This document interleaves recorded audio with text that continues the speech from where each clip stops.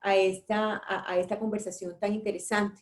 Nosotros queremos sencillamente conversar con ustedes sobre estas posibilidades que hay hoy para los comerciantes, para los industriales, en general para el sector productivo, de tener unas alternativas para que dentro de su P&G, costos y gastos, que yo sé que pesa la energía eléctrica, tener una alternativa de compra de energía, así como para el desarrollo de proyectos al que les interese. En esta medida nosotros vamos a tocar solo 2 puntos, al final de los cuales, si ustedes quieren hacernos preguntas a través del chat, con mucho gusto trataremos de respondérselas. Y estos 2 puntos son, ¿cuáles son estas alternativas de abastecimiento a través de la autogeneración y distribución distribuida? Y la incorporación de estas energías renovables en la matriz energética colombiana y las oportunidades que nosotros vemos de inversión allí. Mariana me va a ayudar a ir pasando. Muchas gracias, Mariana. Entonces, el primer punto del que vamos a hablar es de estas alternativas de abastecimiento. Podemos continuar. Uy, no, la anterior. Esta, en el marco legal. No los voy a aburrir, no pretendemos aburrirlos con el marco legal, pero sí contarles que esto de lo que vamos a hablar no es algo que está en pañales, sino que es algo que viene desde la ley 142 y 143 de 1994 y que ha tenido un desarrollo reciente, sí, el desarrollo es reciente a través de, o a partir de la ley 1715 del 2014, que se ha impulsado, pero de todas maneras tenemos que la ley 142, que es el marco general de los servicios públicos, no solamente de energía eléctrica, ya viene siendo, la ley 142 toca a los productores marginales y dice que los productores marginales son aquellas personas que utilizando recursos propios que sean técnicamente viables puedan producir bienes o servicios propios del objeto de las empresas de servicios públicos. Entonces aquí vemos que no es solo energía eléctrica, pero es la que está de pronto un poco más avanzada en esto, para que esa persona pueda autoconsumir ese servicio público o distribuirlo, venderlo a una clientela seleccionada. Y adicionalmente, el artículo 11 de la ley 143 dice que serán autogeneradores aquellos generadores que produzcan energía eléctrica para atender sus propias necesidades. Entonces, en principio, ¿qué podía hacer uno? Uno podía tener su planta, en ese momento, antes de que entraran las energías renovables al país con tanta fuerza, uno podía tener una planta de diésel, por ejemplo, uno podía tener una planta de carbón, una planta de gas, en su propia ubicación, en su propio terreno, sin utilizar las redes del sistema y producir energía para su propio consumo. Y eso se venía haciendo, esto se venía haciendo muy tímidamente. ¿Qué pasa? Con la ley 1715 del 2014, que es la ley que incentiva realmente la penetración de las fuentes no convencionales de energía en la matriz eléctrica del país, a partir de ese momento que empiezan a llegar otras fuentes de energía como son la solar, la biomasa, la eólica, que vemos que la solar, por ejemplo, tiene grandes facilidades de instalación de plantas de generación solar por los paneles, son mucho más fáciles de mover, de ubicar, etcétera, en sitio, o sea, en el sitio o cerca al sitio productivo de ese autogenerador.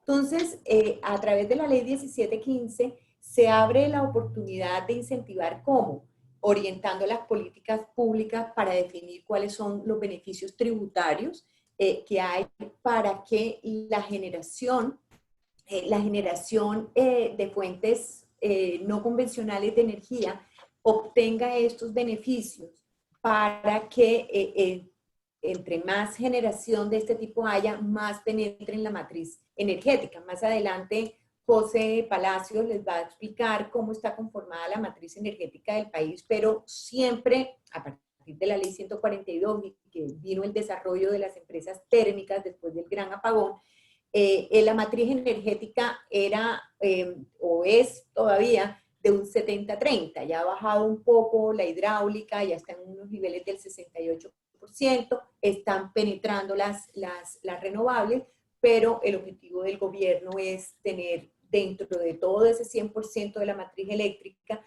tener un 10, un 12% de aquí al 2022 que correspondan a energías no renovables. Entonces, esta ley 1715 además abre la puerta para que, lo que yo les decía antes, el autogenerador que debe atender sus propias necesidades también pueda vender los excedentes al sistema.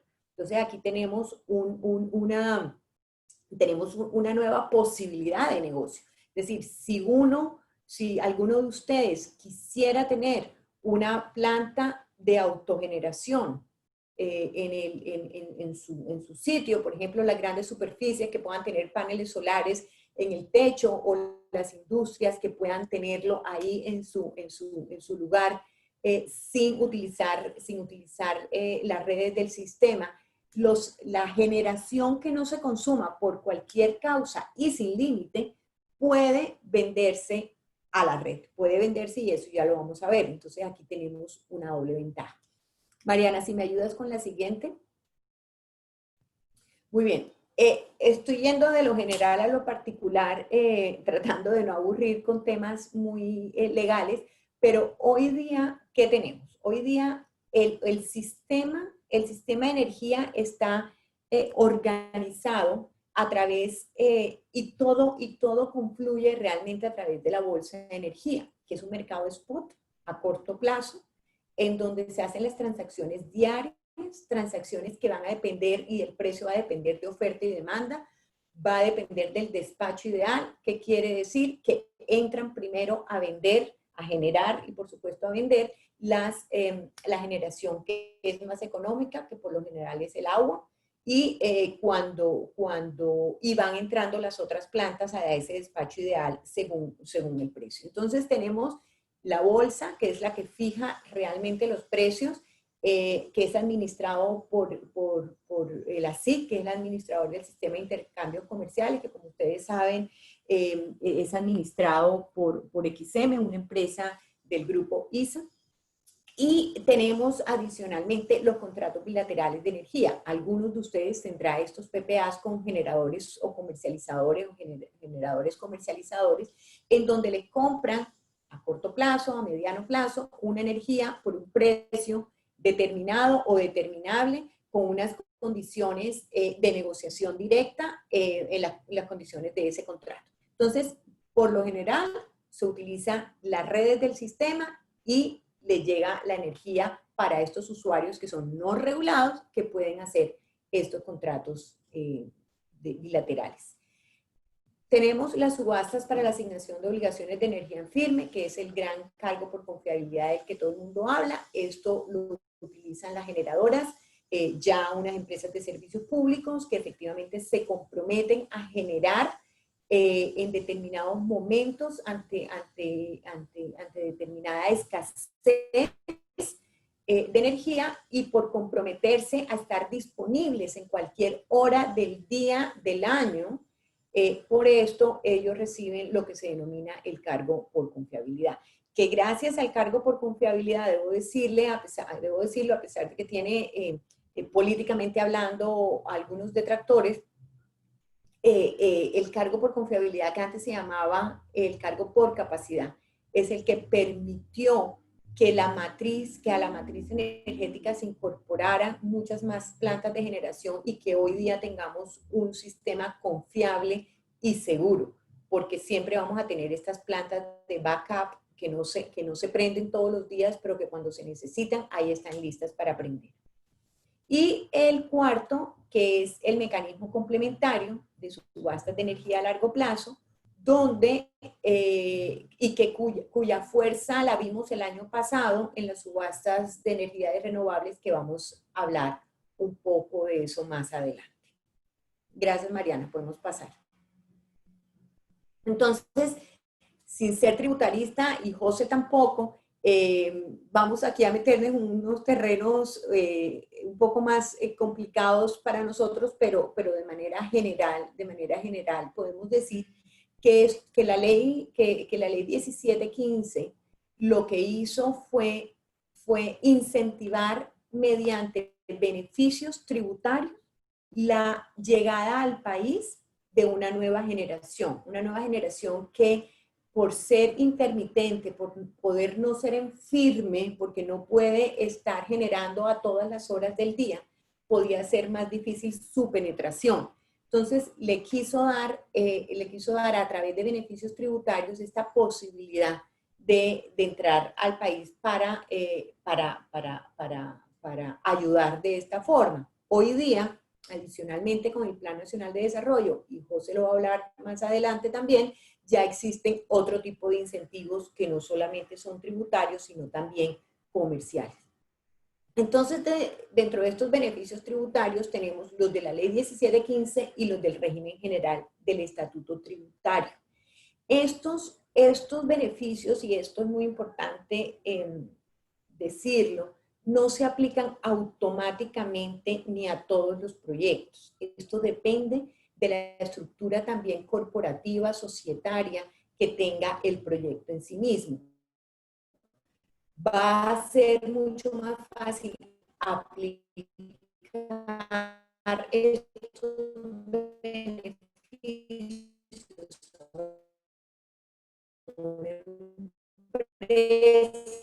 una historia fiscal que pueda, por ejemplo, la renta que una empresa recientemente constituida como las famosas 1715, que tiene la deducción en la renta por un periodo de menos de 15 años, igual o menos de 15 años por el 50% de la inversión realizada. Tenemos exclusión de IVA, que también se tiene en el régimen general de las importaciones, en el régimen general, perdón, del Estatuto Tributario, por importaciones de ciertas partidas arancelarias que benefician o que se necesitan para esta generación.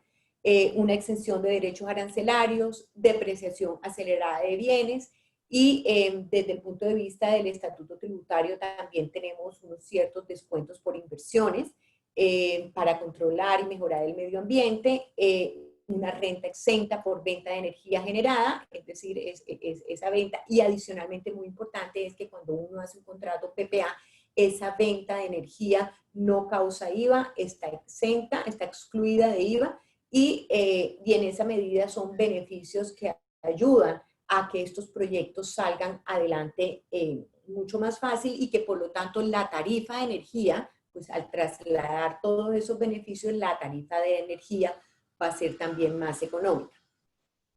Mariana. Muy bien. Les comentaba antes que el año pasado, en el año 2019, hubo 2 subastas de energía. La primera, que fue en febrero, y fue una subasta que no fue adjudicada por razones de los pliegos, hablaba de la repartición, cómo debía cumplirse como unos niveles de competencia en cada sector del país. Estos niveles no se cumplieron, no fue adjudicado. Después hubo una en junio donde ya los términos fueron un poco, yo creo que elaborados, como sabiendo realmente cómo era la geografía y demás del país. Y esta subasta fue exitosa, en donde se adjudicaron a 7 empresas generadoras 8 proyectos, 3 solares, 5 eólicos, y se adjudicaron también a 22 comercializadores. Fue una subasta de doble punta, donde participaron generadores, participaron comercializadores. Nosotros tuvimos la suerte de acompañar a varios de nuestros clientes generadores en la subasta, 2 de los cuales, bueno, uno en particular que acompañamos todo el tiempo resultó adjudicado con 2 proyectos eólicos muy importantes en La Guajira, y de esta forma vemos cómo ya empieza a penetrar realmente las energías no convencionales en la matriz eléctrica. Se prevé que para el año 2021-2022 ya empiecen a entrar estos proyectos en operación. Importante el precio, importante que el precio se está vendiendo a 95 pesos kilovatio hora, fue adjudicado en la subasta y también hubo un mecanismo complementario para adjudicar la energía que no había sido adjudicada en la subasta matriz, digámoslo así, y allí el precio fue de 106,66, que son precios que uno en la bolsa no encuentra, son realmente precios muy buenos. ¿Y esto qué hace? Hace que los comercializadores en su balanza puedan sumar, puedan balancear, ¿sí? La energía que compren por el lado térmico o hídrico con esta, y esto promedia el precio al cual puedan vender tanto a mercado regulado como mercado no regulado. Mariana. Muy bien. Entonces, ya entrando un poquito más en la materia, nosotros, ¿qué tenemos? Tenemos que la generación tradicional era lo que ya nosotros hablábamos antes. ¿Cómo se genera? ¿Cómo se vende? Y uno tiene que estar del lado de un comercializador o de la mano de un comercializador si uno quiere comprar energía, uno como usuario no regulado, comprar energía por fuera de su distribuidor o de su operador de red, ¿cierto? Y adicionalmente, entonces tenemos la autogeneración, que esto es lo nuevo y esto es lo que queremos comentarles. ¿Qué podemos hacer? Podemos desarrollar nuestros propios proyectos para atender nuestro consumo propio. Y la energía que no consuma la puedo vender como excedentes al sistema. Mariana, si me pasas, perfecto. Entonces ahora tenemos, sí, la que dice autogeneración. Muy bien. Entonces aquí, ¿qué tenemos? Tenemos de manera general, es la generación de energía para atender necesidades propias, tiene unas regulaciones específicas, por lo tanto, como les decía, no estamos inventando, no estamos especulando, existe una regulación que debemos seguir. No, la característica principal es que no se deben utilizar activos de uso, de distribución y transmisión. Y una cosa muy importante, que es que los activos de generación no tienen que ser de propiedad del autogenerador. ¿Qué significa esto? Significa que en la medida que yo como autogenerador, yo soy una empresa, soy un autogenerador y quiero tener un proyecto para satisfacer mis propias necesidades de consumo. Pero esta generación, este proyecto de generación no tiene que ser mío. Yo puedo contratar a un desarrollador, yo puedo contratar desde Celsia hasta un desarrollador pequeño, todas estas empresas que están entrando al país, que desarrollan proyectos, para que ellos me desarrollen el proyecto en este sitio, que yo se los doy, y por lo general se utiliza la figura del comodato, por ejemplo, y firmo con ellos un contrato en donde ellos son los dueños del activo, pero además operan y mantienen el activo y me venden la energía. Entonces, yo hago un PPA privado que no tiene IVA, en donde yo me debo registrar como autogenerador. Yo soy, no es él, soy yo el que se va a registrar como autogenerador. Soy el que va a tener el contrato de respaldo con mi operador de red. Y toda esa energía que me vende, que yo no pueda consumir por X o Y razón, se puede vender al sistema como excedente. Entonces, esta es la oportunidad y la posibilidad que uno puede tener para disminuir sus costos de energía. Y adicionalmente, pues sí hay unas reglas de conexión, dependiendo de si uno es a gran escala o de pequeña escala, donde hay unos trámites de conexión, unos trámites también del código de medida para saber uno qué está sacando, qué está entrando del sistema, porque uno necesita este respaldo también.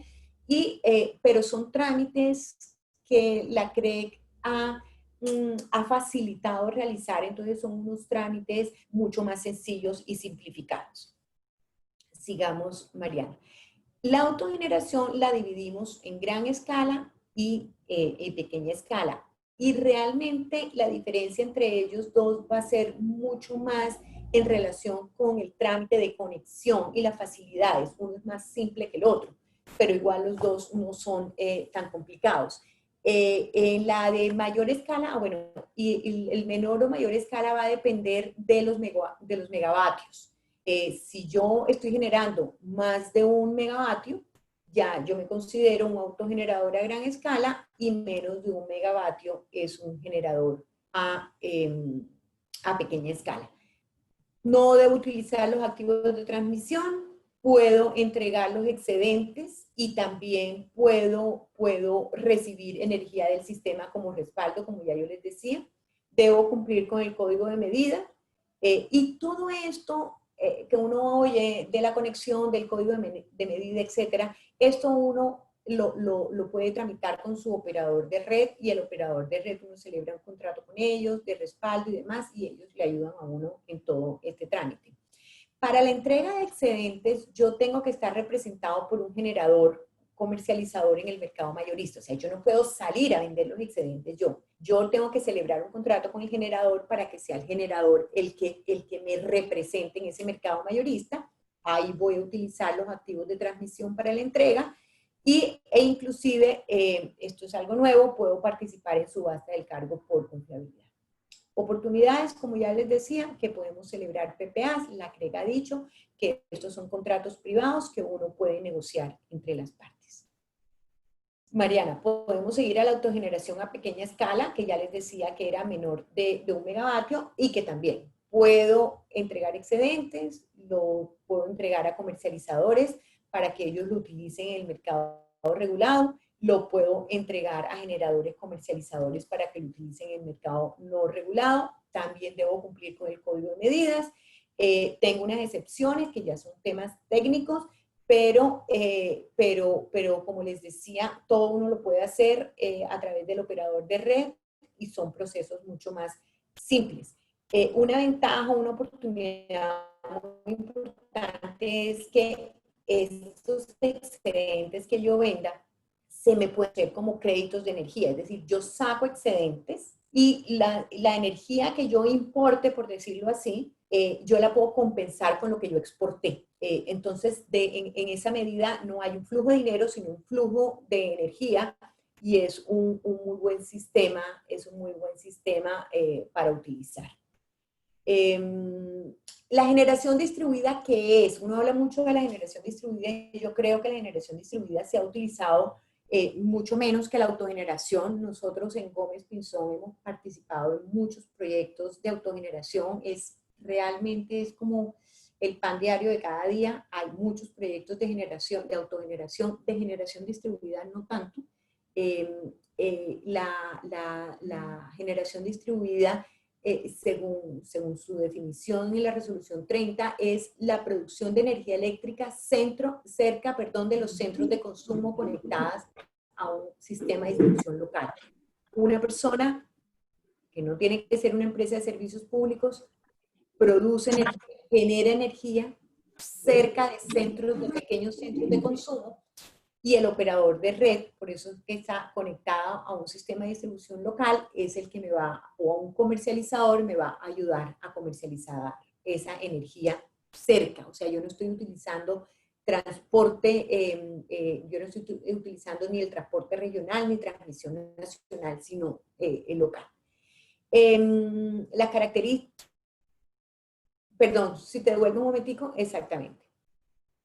Y el trámite de conexión también, el estudio de conexión es simplificado de acuerdo con estos formatos estándares aprobados por la CREC e implementados por los OR, que son los operadores de red. Ahora sí, Mariana, gracias. Muy bien. Para la medición, para la entrega de excedentes y demás, tenemos que cumplir la normatividad. Yo en la entrega de excedentes puedo entregarlo directamente a un comercializador que esté integrado al operador de red, y hay una fórmula para calcular el precio, que es una fórmula que está atado a la bolsa de energía, al precio de bolsa, y tiene unas variables, y con eso ya yo puedo sacar el precio para entregar los excedentes. Podemos continuar, Mariana.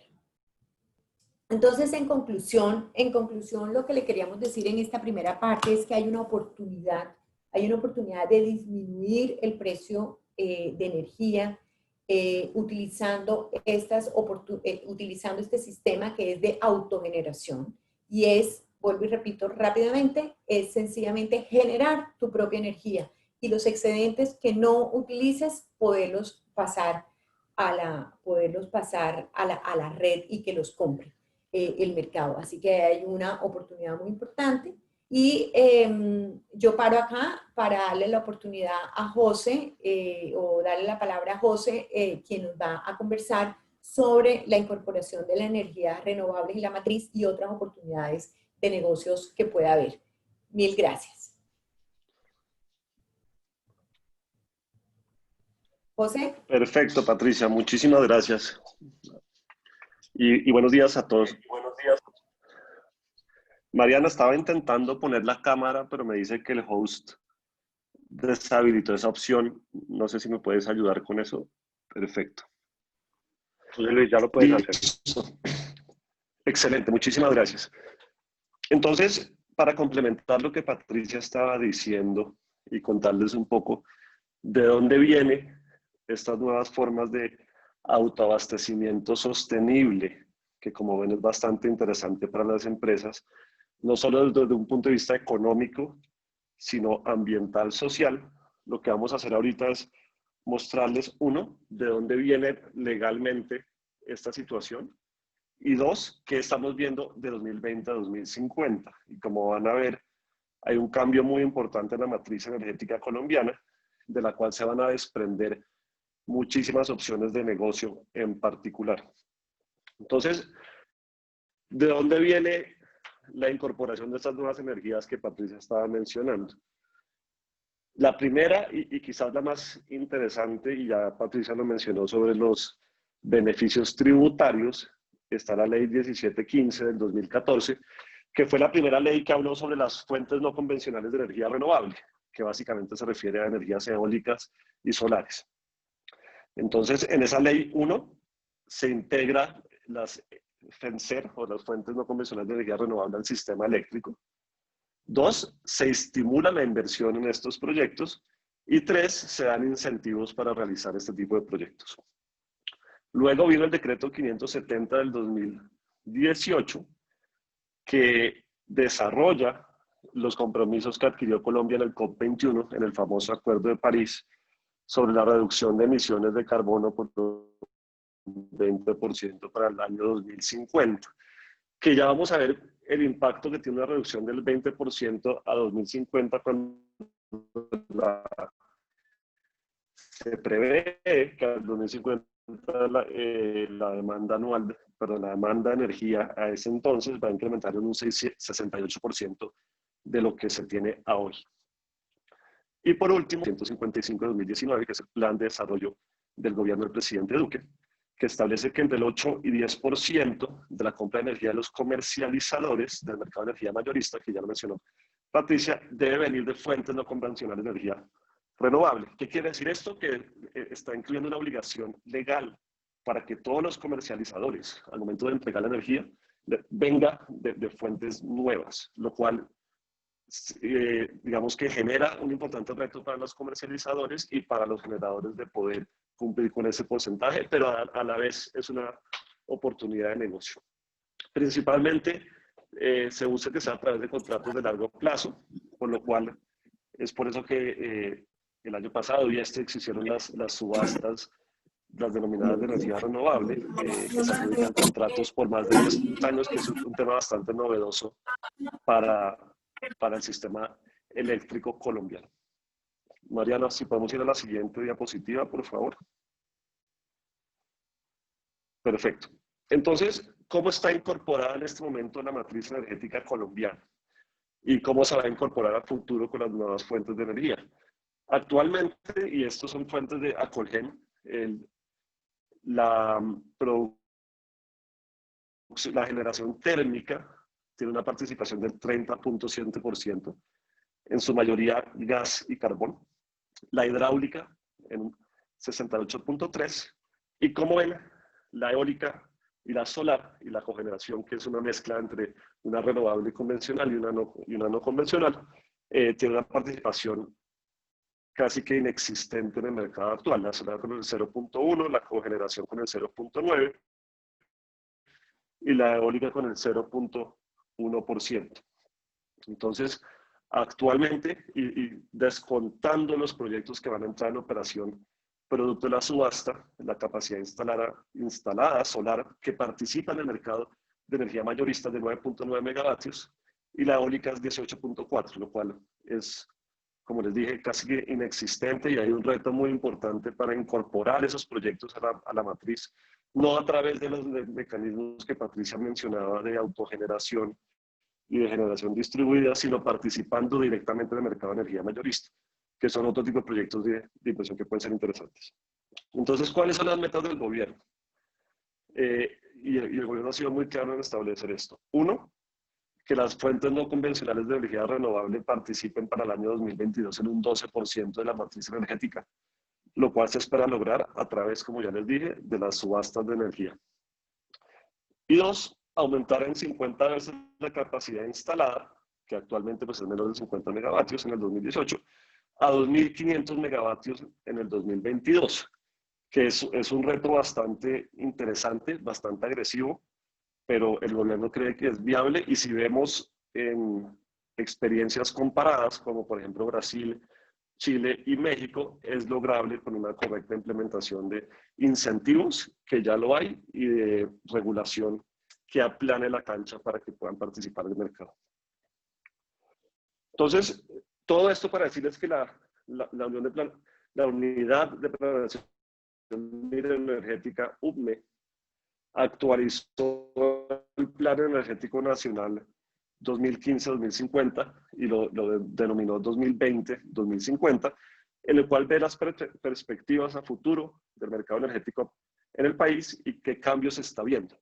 Como les mencioné, el pilar principal de este plan es el COP21, el Acuerdo de París, que busca reducir las emisiones en un 20% para el 2050. Proyecta un incremento de demanda de energía anual de acá al 2050 en 1.5%, lo cual resulta en el 68% que les había hablado antes. Entonces, si vamos a incrementar un 68% la demanda y tenemos que bajar en un 20% las emisiones, hay un reto muy importante de modificar la matriz energética que ya vimos antes, incorporando las nuevas fuentes no convencionales de energía renovable. ¿Qué dice este plan? Y dice, va a haber una reducción muy importante en las fuentes que vienen de petróleo, que vienen de diésel, es decir, combustible, diésel y carbón, y va a haber un incremento muy importante en el gas y en las energías renovables no convencionales, que serían la eólica y la solar. Para esto, digamos, dividido ese Plan Energético Nacional en 4 pilares que se van a ver a futuro. Primero, asegurar una seguridad de suministro y diversificación de la matriz energética. Y para efectos de asegurar la seguridad del suministro, tenemos que reemplazar sí o sí las fuentes fósiles, que como saben es el carbón y el petróleo. Entonces, le está dando una importante participación al gas natural. El gas natural va a tener una participación bastante importante en la matriz energética de acá a futuro, antes que las energías renovables puedan suplirlo. El GLP y la energía eléctrica generada a base de las fuentes convencionales. Pilar número 2, eficiencia energética, lo cual significa adoptar tecnologías modernas que hagan que la generación sea mucho más eficiente, lo cual a todas luces significa que la incorporación de la matriz energética van a venir de estas FENSER y no de las energías tradicionales que conocíamos. De ahí la importancia o la oportunidad de inversión en este estilo de proyectos de generación. 3, aseguramiento de cobertura, servicios y productos energéticos, lo cual básicamente significa que los precios de energía sean asequibles en todo el territorio nacional, y ya están empezando a hablar sobre sistemas de electricidad o mercados sectorizados. Entonces, en vez de continuar intentando interconectar el país, lo que se está pensando es más bien generar distintas zonas en las cuales tienen su propio sistema de generación y distribución. Entonces, por darles un ejemplo, Los Llanos, que es una zona relativamente apartada, del Sistema Interconectado Nacional. Ya los proyectos no serían para conectarlo y aumentando la capacidad en el interior del país, sino más bien con fuentes alternativas para que ese mismo sector se abastezca de manera directa y además tenga su propio sistema de precios. Entonces es muy posible que el precio de la energía en los llanos sea diferente que en el interior del país, sea diferente que en el norte y sea diferente que en el suroccidente.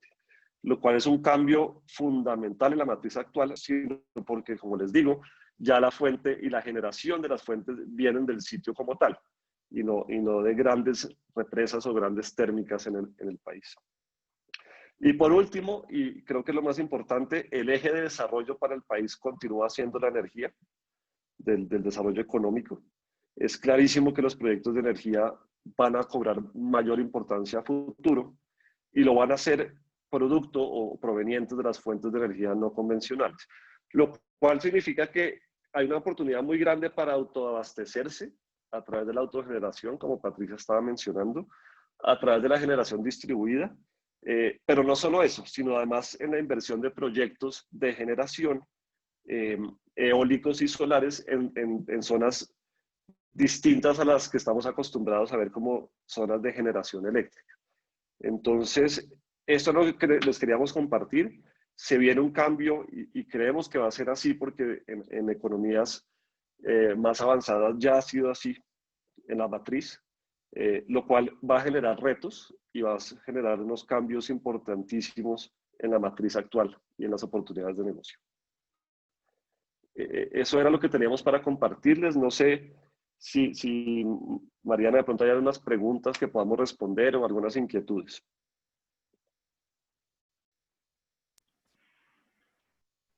Si cuentan con preguntas para nuestros expositores, lo pueden hacer mediante el chat.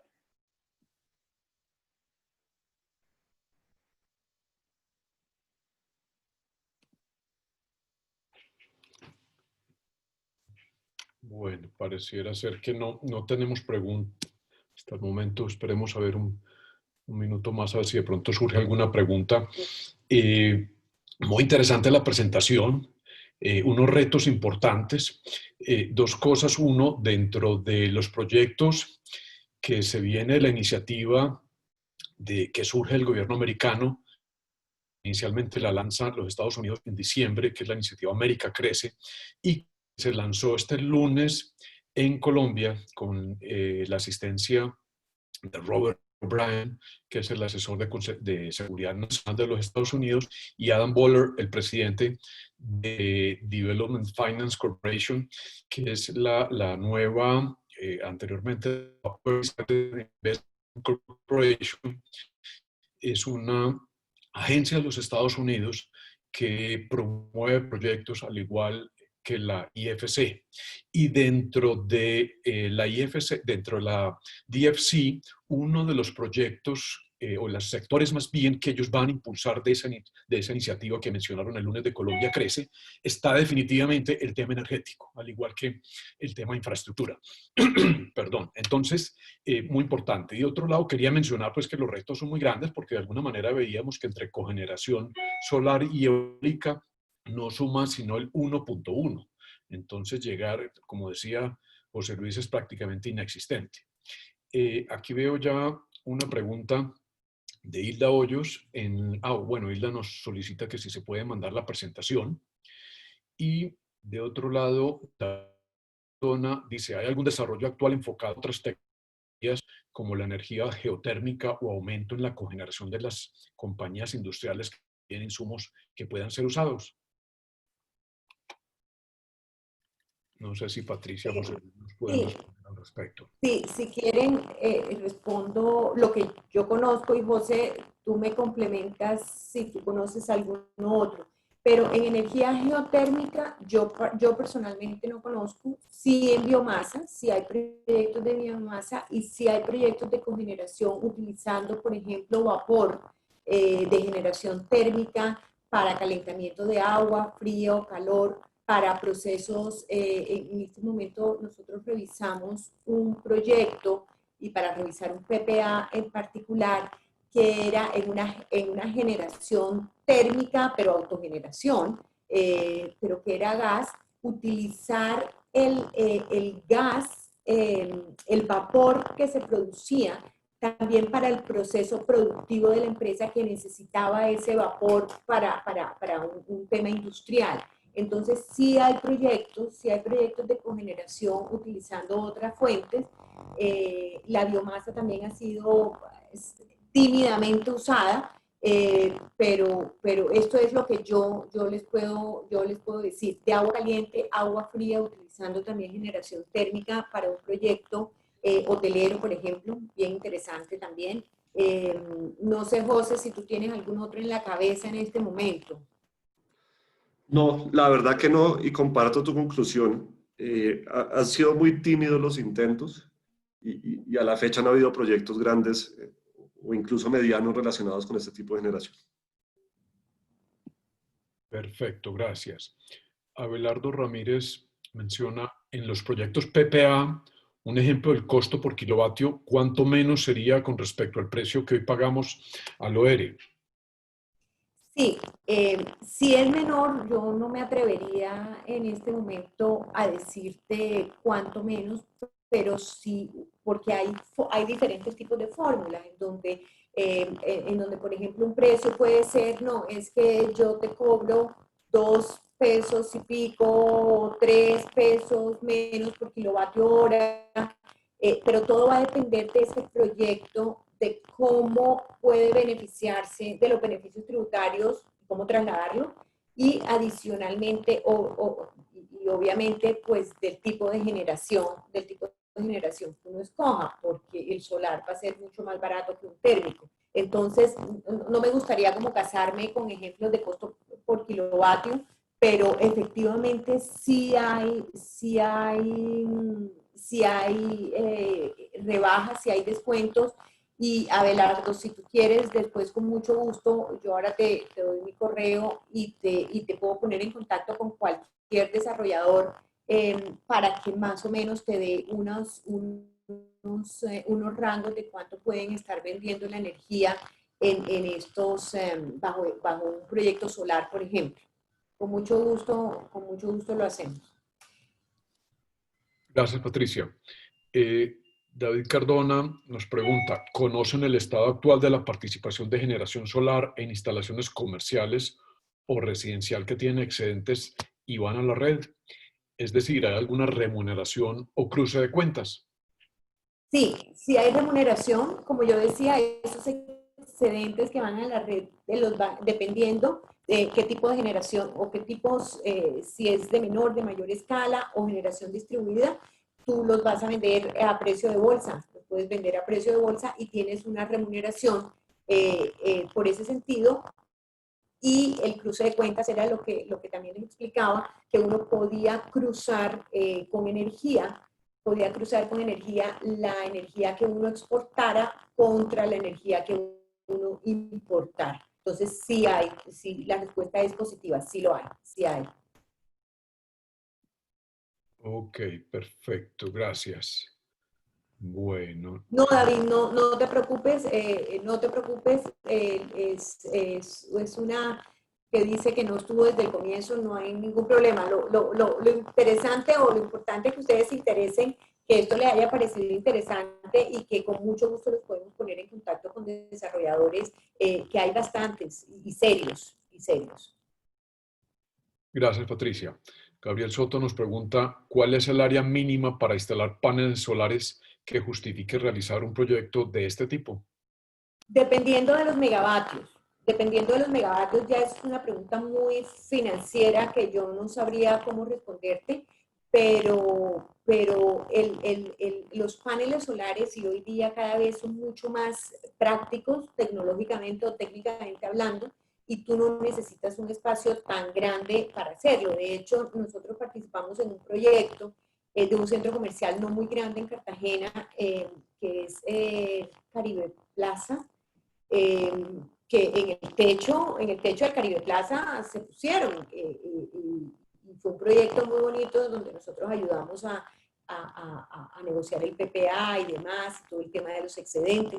Y son áreas no muy grandes, son áreas no muy grandes. Y uno, por ejemplo, también estuvimos negociando en otro de una fábrica de alimentos y tampoco eran áreas muy grandes. Entonces depende de los megavatios y de cuántos paneles se necesitarían por metro cuadrado, pero no sabría decir financieramente cuántos megavatios se justificarían para hacer un desarrollo de este estilo. No sé, José, si tú tienes alguna información adicional. No, no, la verdad es un tema bastante técnico, financiero. Lo que sí podría decir es que hemos visto muchos proyectos específicamente en centros comerciales y en sitios de alta afluencia de personas que han establecido que financieramente es la mejor opción.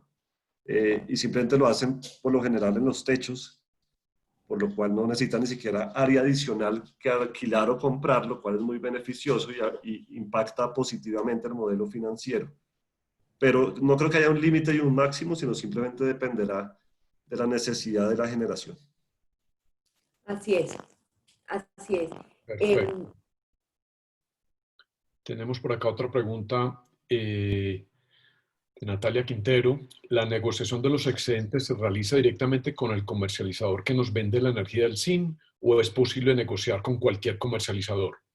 Con cualquier comercializador, Natalia. Inclusive tenemos proyectos en donde el desarrollador o el que va a construir, operar y mantener es en sí ya una SP comercializadora y ella misma le comercializa los excedentes. Entonces puede ser con cualquiera.